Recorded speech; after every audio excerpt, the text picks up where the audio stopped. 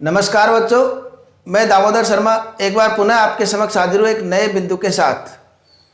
तो आज का जो हमारा विषय रहेगा वह रहेगा कक्षा 9 का पाठ वाक, और जिसकी कवयित्री है ललध्यत। तो इसमें हमने इसके अंतर्गत प्रथम पद्यांश हमने पढ़ा।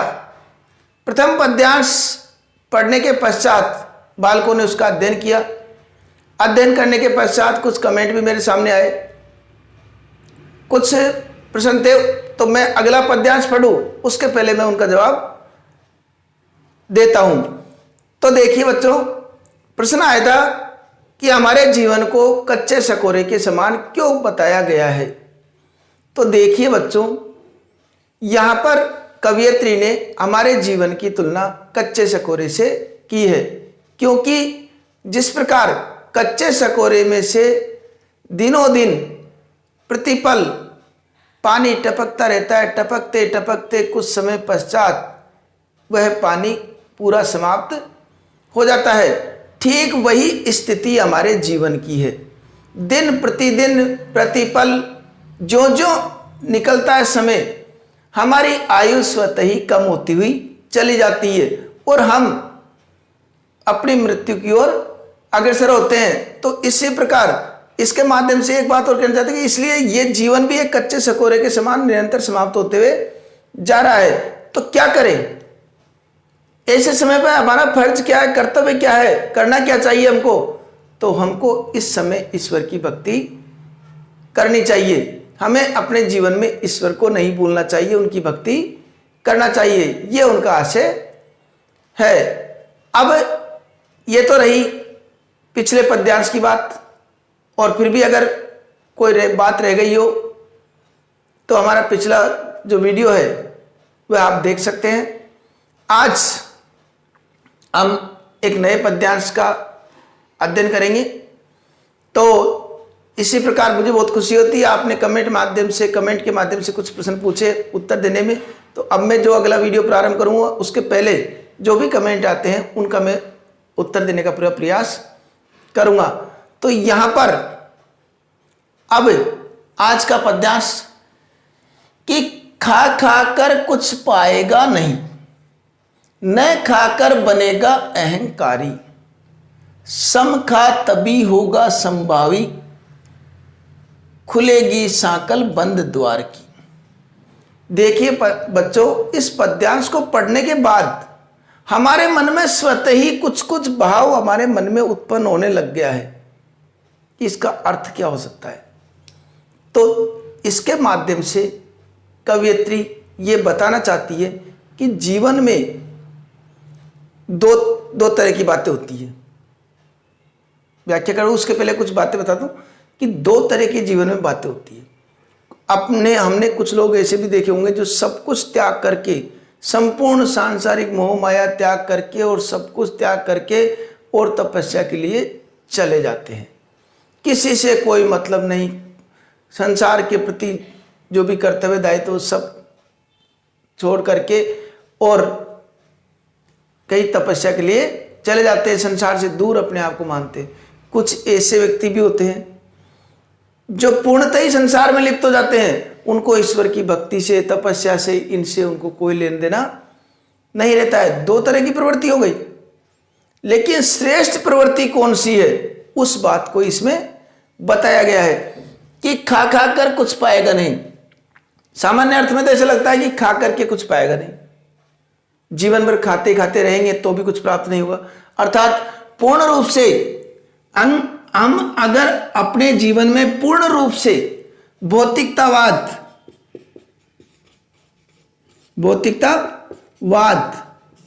सांसारिक मोहमाया,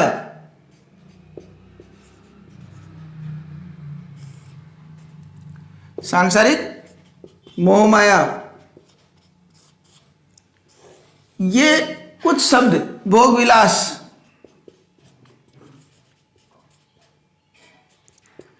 ये कुछ ऐसे शब्द है कि इनके प्रभाव में आकर के व्यक्ति अपने संपूर्ण जीवन को बर्बाद कर देता है।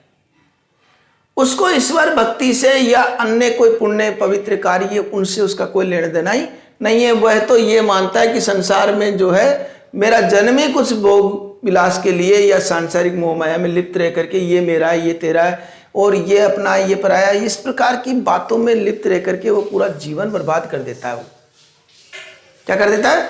जीवन बर्बाद कर देता है। तो इस प्रकार की अगर भावना है तो भी वह कुछ प्राप्त नहीं कर सकता। क्या कहेंगे कि खा खा कर कुछ पाएगा नहीं।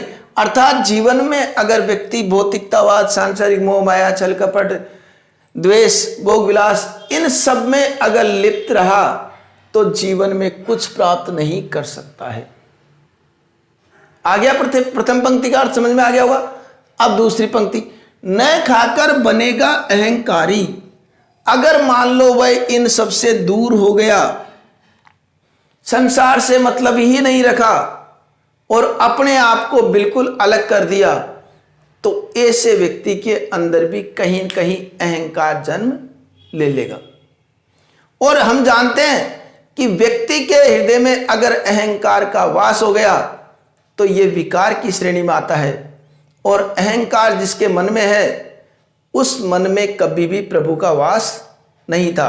कबीरदास जी ने भी एक पद्यांश में कहा था, जब मैं था हरि नहीं, अब हरि है मैं नहीं। का तात्पर्य भी वही है कि जब मेरे हृदय में अहंकार था, मैं का मतलब अहंकार, तो प्रभु मुझसे दूर थे, और अब आज मेरे हृदय में हरि है तो अहंकार स्वतः ही चला गया। वही बात है कि अगर मन में, अगर हमको इस बात का, अगर हम संसारिक मोह माया, छल कपट, भौतिकतावाद इनसे दूर रहे तो कहीं न कहीं मन के किसी कोने में हमारे अंदर अहंकार की भावना जन्म ले लेगी। हमारे मन में ये भाव आ जाएगा कि मैं सांसारिक मोह माया से बिल्कुल अलग हूं और ये संसार उसमें लिप्त है, मेरे समान कोई नहीं है। इस तरह की भावना आ गई तो भी प्रभु प्रसन्न नहीं होंगे, तो भी प्रभु प्रसन्न नहीं होंगे। और पूर्ण तरीके से लिप्त हो गए तो भी प्रभु प्रसन्न नहीं है। तो फिर प्रभु प्रसन्न होंगे कैसे? इस बात का उन्होंने उत्तर अगली पंक्ति में दिया है, समखा तभी होगा संभावी। कि समखा, समान रूप से व्यवहार उसको करना चाहिए। समखा का मतलब समान रूप से खाना चाहिए, समान रूप से व्यवहार करना चाहिए। कि संसार में रह करके अपने संपूर्ण सांसारिक कर्तव्यों को करते हुए, संसार में रहकर सांसारिक कर्तव्यों को पूर्ण करते हुए ईश्वर भक्ति में भी ध्यान देवे। अपने कर्तव्य तो पूर्ण करने ही है, सांसारिक जो दायित्व और कर्तव्य है समाज के प्रति, देश के प्रति, परिवार के प्रति, ये संपूर्ण कर्तव्य तो उसको पूर्ण करने ही है। साथ ही साथ ईश्वर को भी उसको नहीं भूलना है। तपस्या, प्रभु भक्ति, ये भी उसको साथ में ही रखनी है। तभी होगा संभावी, तभी वो समत्व का भाव रखने वाला कहलाएगा। संभावी का मतलब समस्त समान भाव रखने वाला बनेगा वो। तभी दोनों में, या फिर वो उसके मन में जो विकार है वो स्वतः ही समाप्त हो जाएंगे, तभी वह समत्व का भाव रखने वाला बनेगा। और जब इस प्रकार की प्रवृत्ति उस व्यक्ति के अंतर्गत आ गई तो ये भी जान लो बच्चों कि खुलेगी साकल बंद द्वार की। जो ईश्वर का जो द्वार है, जो भी द्वार उसको लगता है कि बंद है मेरे लिए ईश्वर का द्वार, वो ईश्वर का द्वार भी उसके लिए सहजता से ही खुल जाएगा। कब खुलेगा? जब न तो वो सांसारिक मोह माया से पूर्णतः लिप्त होगा और न पूर्ण से पूर्णतः मुक्त होगा। दोनों में समानता का भाव रखते हुए सांसारिक कर्तव्य को पूर्ण करते हुए आगे बढ़ेगा तो निश्चित रूप से प्रभु का द्वार भी उसके लिए स्वतः ही खुल जाएगा। खुलेगी साकल बंद द्वार की।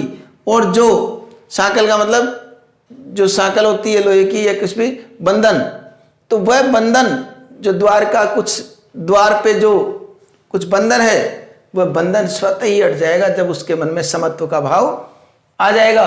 इसलिए हमें समत्व का भाव रखना चाहिए, समान रूप से व्यवहार करना चाहिए, न तो पूर्णतः मुक्त और न युक्त, समान रूप से ध्यान रखिए। ये हमको ध्यान रखना है। तो कई बार हमने देखा होगा कई बालक अध्ययन करते हैं, अध्ययन करते समय कई तो ऐसे होते हैं जो पूरी तरीके से कम क्षेत्र है, आमदनी कम है परिवारजनों की, एक ही कमरे में सारे परिवार का गुजारा होता है, उस कमरे में बैठ करके उसमें खाना भी बनता रहता है, सब कुछ कार्य जो पारिवारिक गृहस्थी के जो कार्य हैं, बच्चे भी खेलते रहते हैं, सब सारे होते रहते हैं, फिर भी वो बैठ करके उसके बीच में अध्ययन करता रहता है। और अध्ययन ही नहीं, जो परिवार के प्रति कर्तव्य है, उस पुत्र के रूप में उसका जो कर्तव्य है, घर के कार्य में भी वो सहयोग करता है और फिर भी अध्ययन कर लेता है। एक वह जो नहीं घर के कार्य में सहयोग नहीं करता और कोई कहे उससे कि ये कार्य, तो वो तुरंत कह दे कि नहीं, मुझे पढ़ाई के अलावा मुझे कुछ नहीं करना है। कई बार ऐसे बालक भी सफल नहीं होते। समान रूप से भाव रखते अपने जो कर्तव्य है माता पिता के प्रति, वो सब पूरे करते हुए वो अपने आप आगे बढ़ता है। तो निश्चित रूप से न तो मुक्त होकर के और न युक्त होकर के हम प्रभु की भक्ति नहीं कर सकते। हम समान भाव रख करके ही प्रभु की भक्ति कर सकते हैं। अब इसकी जो व्याख्या है वह किस प्रकार लिखनी है हमको, वह आपको एक बार मैं बता देता हूं। अब देखिए, यहां पर हमने बताया था व्याख्या लिखने के लिए सर्वप्रथम प्रसंग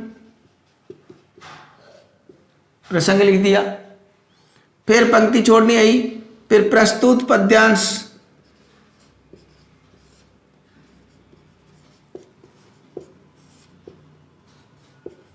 हमारी पाठ्य पुस्तक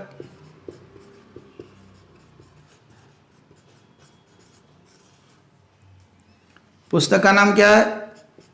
क्षितिज के अंतर्गत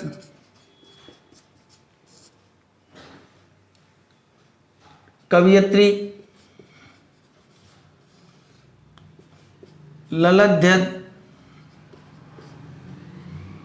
द्वारा रचित वाक से अवतरित है।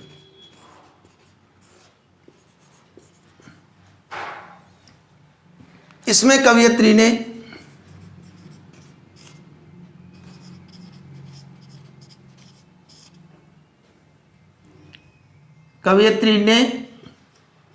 समत्व भाव के बारे में बताया है।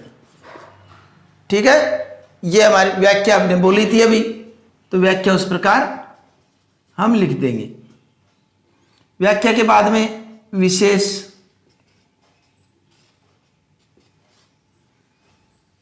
के अंतर्गत सामान्य भाषा है, तो भाषा सरल, सुबोध व प्रवाह में है।